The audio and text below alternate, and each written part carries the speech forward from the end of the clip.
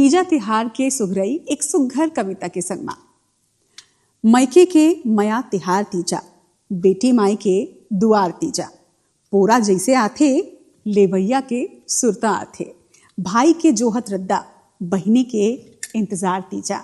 मैके के मया तिहार तीजा, दुरिया दुरिया ले संगी सब जुरिया थे।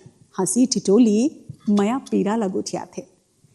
सुरता जुन्ना दिन के सब रंग संसार तीजा, मैके के मया तिहार तीजा।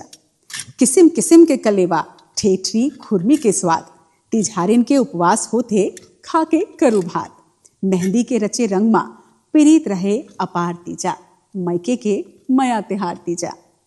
शिव पार्वती के पूजा करके फुलेरा सजाते, कहत कथा गावत भजन, भक्ति माँ दिन ला पहाते।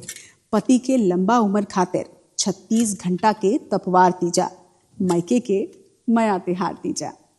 घरों घर सगा नाता होते चौथ में जाना, आनी बानी के जेवन फरहार मखाना।